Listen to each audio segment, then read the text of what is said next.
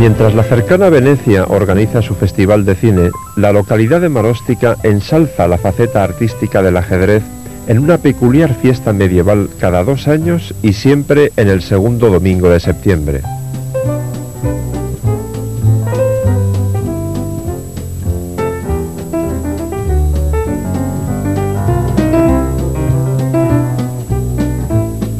Más de 500 personas de la comarca trabajan para dar grandeza a un espectáculo basado en la representación de una partida brillante con piezas de carne y hueso.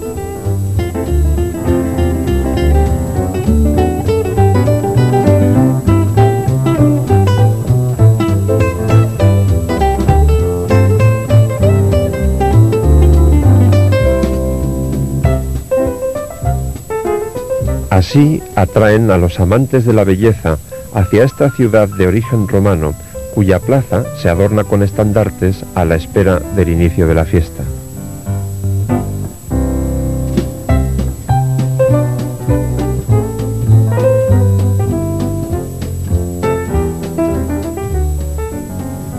En Maróstica hemos descubierto la faceta lúdica del ajedrez. Su plaza principal se viste de blanco y negro para rendir tributo a la rica historia del rey de los juegos y del juego de los reyes. La tradición proviene de mediados del siglo XV. 2 valerosos guerreros se batieron en duelo ajedrecístico con el fin de conquistar el amor de la bella Leonora, hija del señor del castillo de Maróstica. Esa lucha romántica se conmemora en la actualidad respetando cada detalle en un marco de trajes suntuosos y personajes ataviados al estilo medieval. El tablero se ilumina. Desfiles de jóvenes abanderados y guerreros armados hacen los honores a los habitantes de la comarca que se han acercado para participar en este hermoso viaje al pasado. Nadie quiere perderse la pugna de los guerreros Valonara y Tangarano.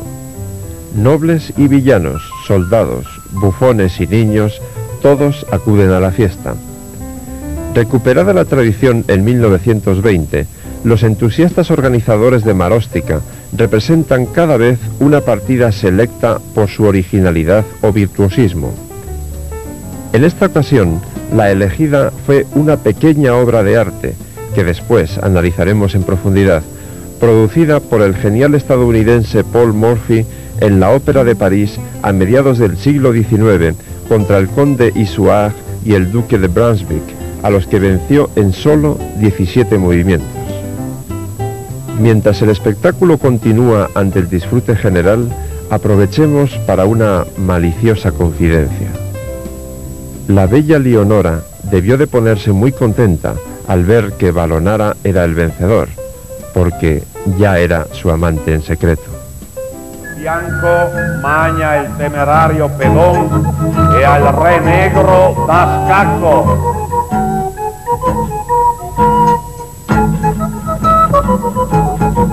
Ma el bianco re con mossa furba se accorda con la torre e a Rocco Longo el fa.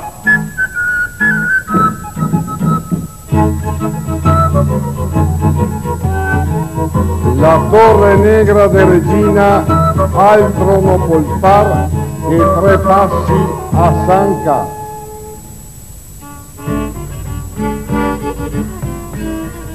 Ma la torre della Regina Bianca, come un sciantiso, corre 6 passi avanti a tappare il cavallo negro.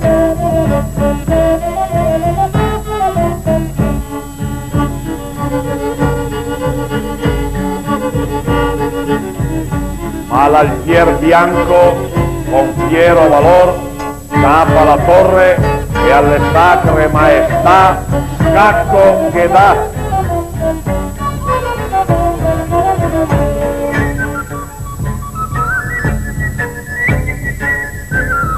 Ultimo baluardo dello sfortunato valor e il cavalier negro magna l'impudente bianco alfier.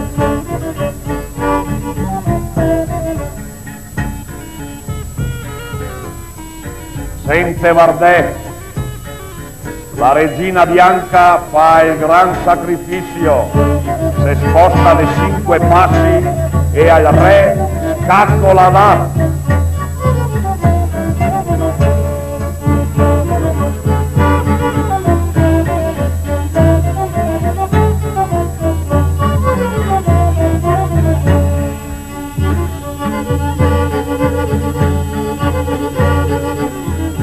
El Nero Cavalier, con último slancio di sfortunato valor, chapa la Regina Bianca.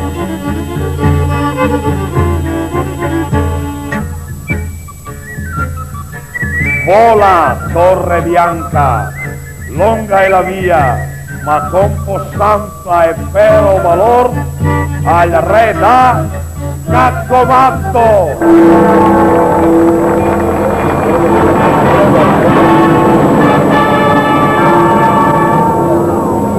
Se annuncia la vittoria del nobile missier Vieri da Vallonara. Da un po' Bussari, Mario e Muger. Mario e Muger. Viva! Viva! Viva!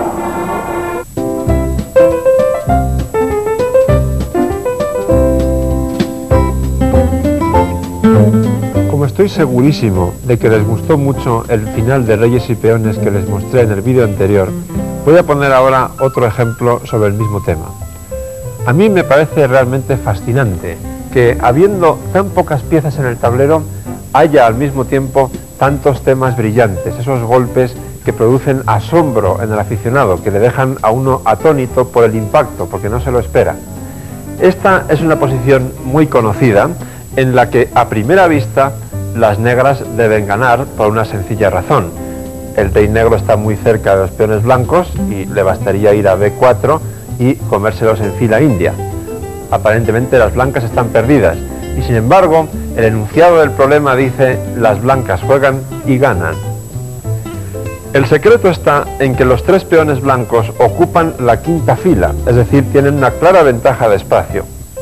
Y la clave de la solución consiste en B6, una jugada aparentemente no muy fiera, pero que obliga a las negras a tomar ese peón de alguna de las dos maneras, porque evidentemente el peón de B6 amenaza tanto al de C7 como al de A7.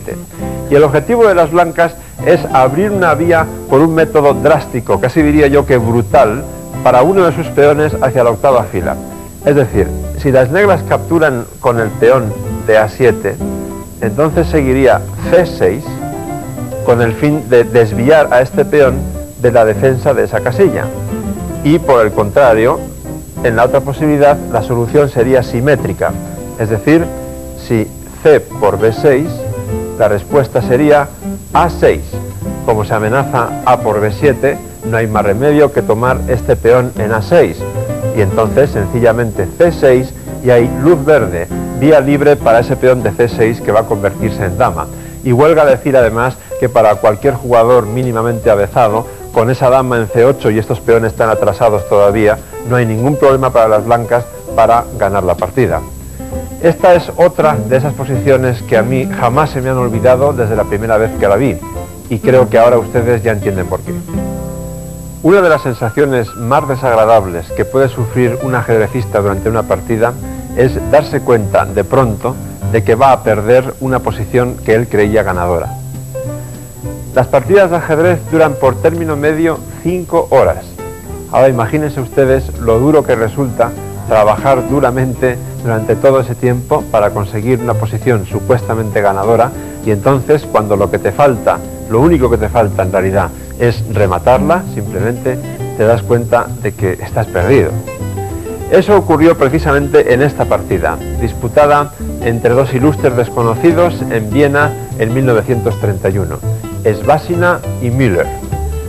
En apariencia, a primera vista, las blancas ganan, y además no tiene mucha historia, parece, porque el rey blanco tiene una posición fantástica en C5, por el contrario, el rey negro está muy incómodo en E6, porque E6 es la única casilla que le permite defender al peón de D5. En realidad, esta posición tiene algo que ver con una expresión alemana que dice Zuschwang, que quiere decir que al bando que le toca mover, pierde, por el hecho de tener que mover, es decir, no puede mejorar su posición, sino solo empeorarla al mover. Pero en este caso es todavía, aparentemente es todavía más grave, es decir, si juegan las negras, bueno, jugar H4 equivale a perder un peón, jugar F4 lo mismo, y jugar el rey equivale a perder el peón de D5.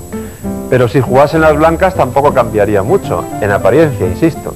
Rey C6 y las negras siguen sin poder defender el peón de D5. Ahora bien, la realidad es que les tocaba jugar a las negras y que las negras disponían de un golpe tremendo. F4. Aunque yo evidentemente no estaba en Viena en 1931, estoy absolutamente seguro de que Svasina debió pensar, bueno, este hombre lo que quiere es prolongar su agonía, o piensa que yo soy un incauto y que yo me voy a comer ese peón con el mío de G3, en cuyo caso las negras continuarían con H4 y no hay forma de evitar que este peón llegue hasta H1 y corone, es decir, a cualquier jugada razonable de las blancas, las negras replicarían con este plan de llevar el peón hasta H1. Sin embargo, debió añadir Svasina en sus pensamientos, como yo dispongo de otra jugada mucho mejor e igual de fácil, que es E por F4, pues la hago y la partida prácticamente ha terminado, porque a ver qué va a hacer ahora el negro. Sin embargo, Müller tenía las ideas muy claras y sabía muy bien lo que estaba haciendo. Jugó H4. Posiblemente el jugador de las blancas debió seguir en sus ensoñaciones pensando que esta era otra jugada a la desesperada y tomó este segundo regalo. Y entonces vino un tercero, pero ahora sí la posición se vuelve muy clara. Ahora está clarísimo que las blancas están obligadas a capturar también este peón, porque de lo contrario seguiría G por F2 y las negras coronarían. Pero al capturar este tercer peón, al aceptar este tercer regalo, lo que ocurre es que el camino del peón de E4 queda expedito hacia la casilla E1 y las negras evidentemente ganaron. La conclusión de este ejemplo es que en ajedrez rara vez puede uno fiarse de su primer juicio, del que realiza a primera vista sin pensar mucho, por pura intuición. Conviene, siempre que el tiempo lo permita, profundizar un poco más, porque ya saben, las apariencias engañan.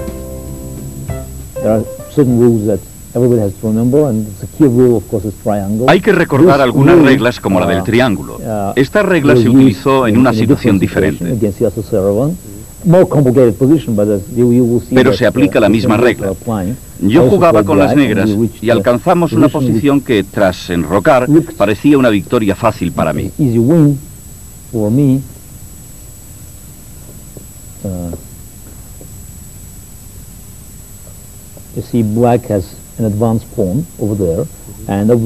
Las negras tienen un peón avanzado y es un importante factor, porque cuando avanzas el peón, fuerzas el rey del oponente y puedes tomar igualmente todos los peones. Jugué B4 y A4 es la única respuesta. Y F6, intentando forzar a mi oponente a moverse. Y entonces F5, en un momento en que las negras no progresaban mucho.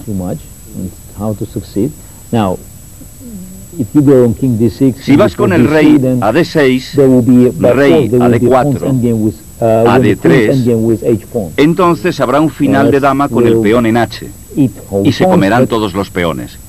Y probablemente sean tablas, porque normalmente el peón en H no es muy bueno. Y las blancas tendrían éxito. Fijándonos en la posición, recordemos la regla del triángulo. No me costó mucho encontrar la jugada. Rey a C6, rey a C4, rey a C7. Si el rey blanco va a D4, yo voy a la 6 y se pierde. Por eso el rey va a D6 y C7. Y cuando tienes casillas opuestas, las blancas tienen menos casillas posibles que las negras. Y cuando voy a C6, tengo más casillas en las que maniobrar. Y no hay casillas abiertas para una de las mías. y eventualmente alcanzaremos la misma posición. Jugó el rey a D3, B3 y A3 y se corona con un jaque. Es muy importante recordar este triángulo. Además, en muchas posiciones tenemos casillas que no hay que olvidar. Y cuando tienes más casillas para maniobrar, vas por delante. Son reglas antiguas, las de Steinmetz, pero en las jugadas de final de peón, las reglas son universales. No hay excepciones porque solo tenemos reyes.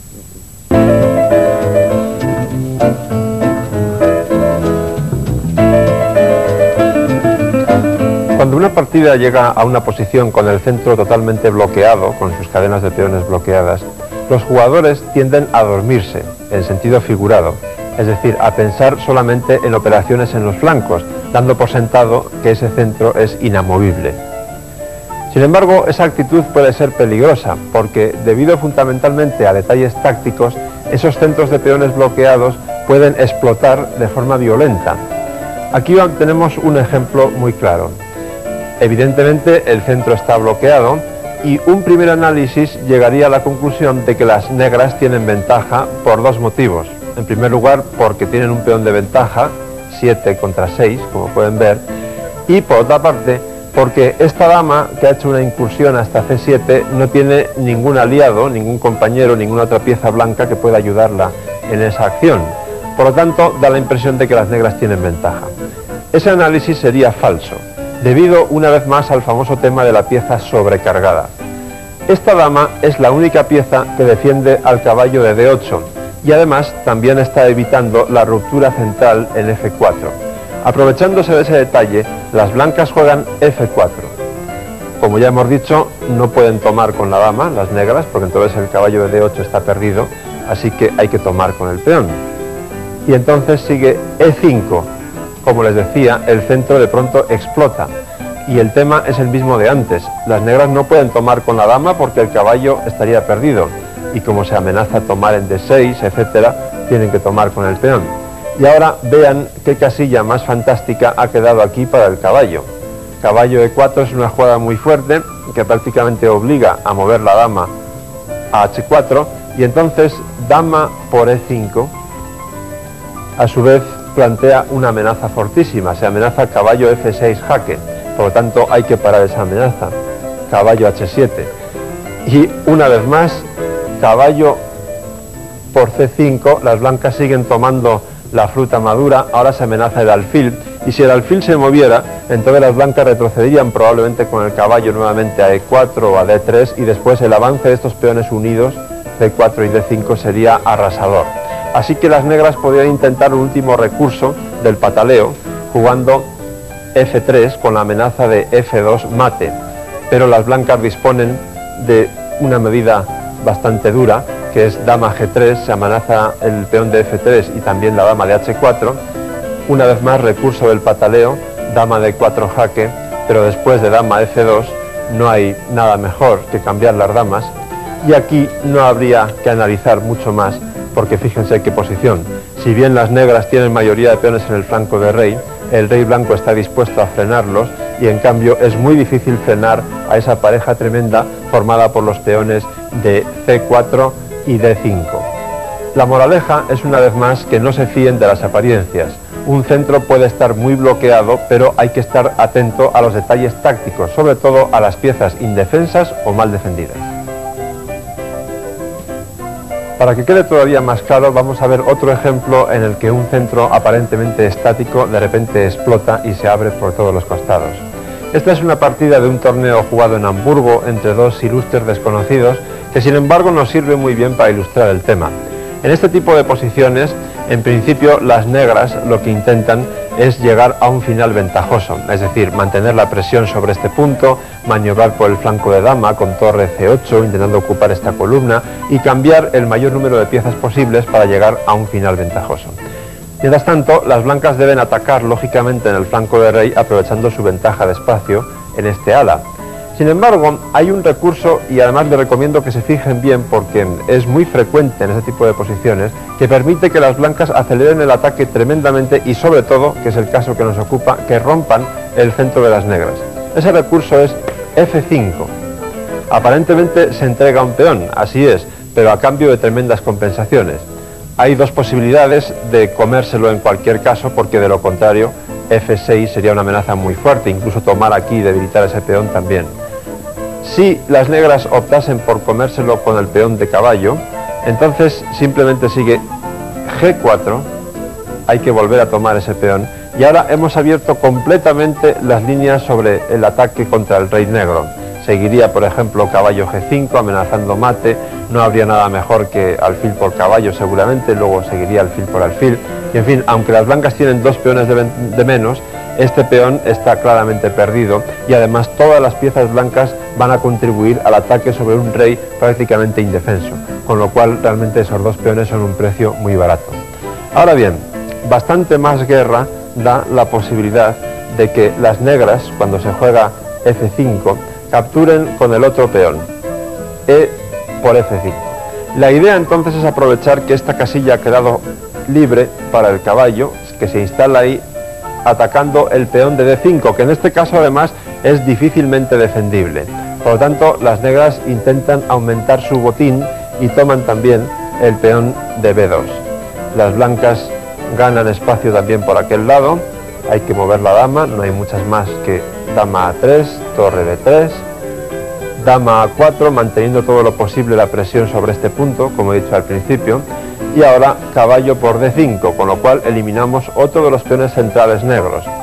Ahora las negras posiblemente no tienen nada mejor que jugar caballo B6, como ocurrió en aquella partida. La idea es que si el blanco opta por jugar caballo por E7, los dos caballos negros estarían apuntando hacia la casilla D5 y obtendrían una importante compensación. Pero las blancas, al darse cuenta de eso, simplemente toman en B6 y recuperan uno de los peones que han entregado, A por B6 y torre por B6. Como pueden ver, la situación de las blancas es mucho más dinámica que antes, han mejorado muchísimo y además ahora atacan el peón de B7 que debe ser defendido, por lo tanto torre A7. Y así llega el gran momento de avanzar los peones blancos de forma arrasadora.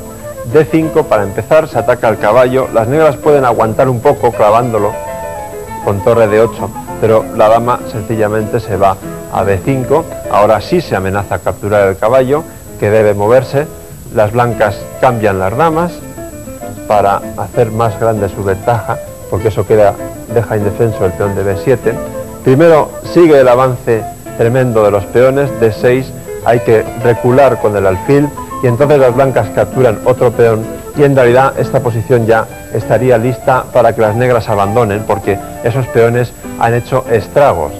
¿Quién lo iba a decir? Si recordamos la posición inicial de aquellos pobrecitos peones bloqueados en el centro, ahora son los protagonistas principales de la posición, como si hubieran sido disparados por una ballesta. Recuerden, no se fíen de los centros bloqueados.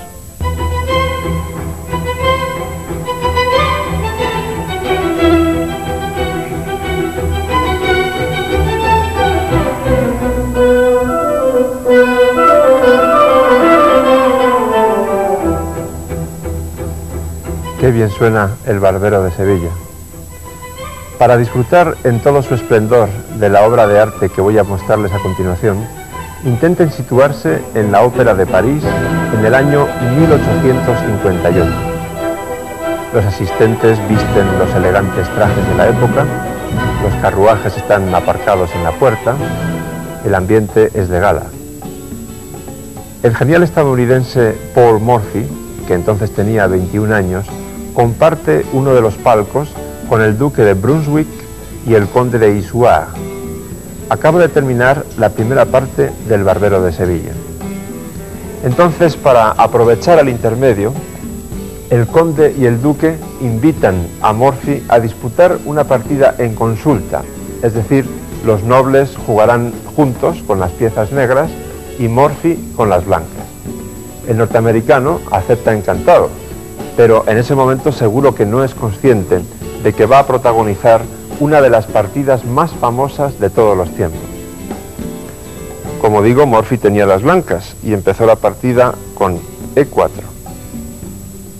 Los nobles jugaron E5, caballo F3 y D6, la llamada defensa filidor, de finales del siglo XVIII.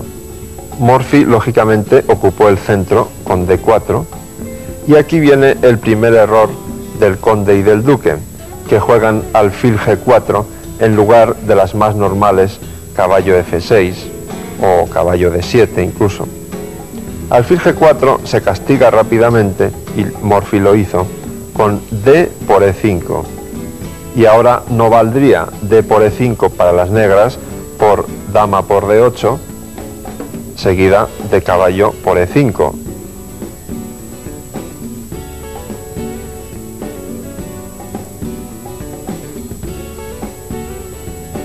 Por lo tanto, las negras tienen que tomar primero en F3, alfil por F3, dama por F3 y D por E5. Pero entonces Morphy ya está amenazando mate con alfil C4. Las negras jugaron caballo F6 y Morphy contestó con el mismo plan. Llevó su dama al flanco de dama a B3, atacando dos veces nuevamente el punto F7.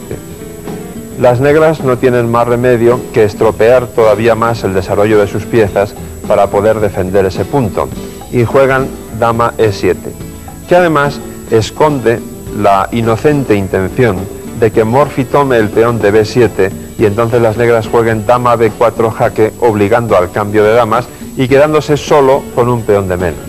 Pero evidentemente Morphy tenía otros planes muy distintos. Desprecia ese peón de B7 y juega caballo C3. Ese caballo apunta hacia la casilla D5, combinado con el movimiento alfil G5 clavando el caballo de F6. Por lo tanto, las negras controlan esa amenaza jugando C6. De todos modos, Morphy insiste y clava el caballo de F6 desarrollando su alfil a G5. Y aquí los nobles pecaron de optimismo. Había que darse cuenta del retraso de desarrollo de las negras y obrar en consecuencia con jugadas de desarrollo, y no con B5, aunque esa jugada sea consecuente con la anterior de las negras. Lógicamente, los nobles esperaban que Morphy retrocediese con su alfil a E2 para responder con dama B4 y forzar el cambio de las damas. Sin embargo, Morphy una vez más desarrolla su gran creatividad y juega caballo por B5, sacrifica una pieza para obtener un ataque furibundo contra el rey negro. Las negras deben tomar ese caballo para no quedar en inferioridad manifiesta, y entonces alfil por B5 jaque, hay que taparse con el caballo de B8 en D7. El genial norteamericano continúa implacable con sus jugadas de desarrollo y de ataque al mismo tiempo. En roque largo no solamente pone a salvo al rey blanco, sino que además incrementa la presión sobre el punto D7. Ahora se está amenazando, por ejemplo, torre por D7, aprovechando la clavada del otro caballo en F6. Por lo tanto, las negras tienen que defender el punto D7 y para ello juegan torre D8. Sin embargo, eso no le asusta a Morphy, que sigue con su plan y a pesar de todo juega torre por D7, con el fin de atraer a la torre negra a la casilla D7. Las negras tienen que contestar también torre D7. Y Morphy sigue incrementando la presión y trae la otra torre a D1. Vuelve a amenazarse lo mismo que antes, torre por D7. Las negras apenas tienen elección. Deben intentar liberar su posición y sobre todo quitarse de la clavada del caballo de F6. Y por eso juegan dama E6. Ahora, Morphy tenía varias formas de ganar. Una, digamos, bastante prosaica, hubiera sido simplemente cambiar las damas en E6 y después de F por E6 jugar alfil por F6, G por F6, torre por D7. En esa posición, las blancas no solo tienen dos peones de ventaja, sino que además amenazan un jaque descubierto muy peligroso y, lo que es todavía más grave, las negras van muy retrasadas en su desarrollo. Hubiera sido más que suficiente para ganar, pero eso no concordaba con el espíritu creativo de Morphy, que siempre iba en busca de la belleza. Y aquí, desde luego, la encontró, porque jugó alfil por D7 jaque. En buena lógica hay que tomar ese alfil con el caballo, Y ahora fíjense qué sacrificio más brillante de desviación para rematar con enorme elegancia esta partida. Dama B8 jaque. Única respuesta, caballo por B8. Y ahora torre D8 mate.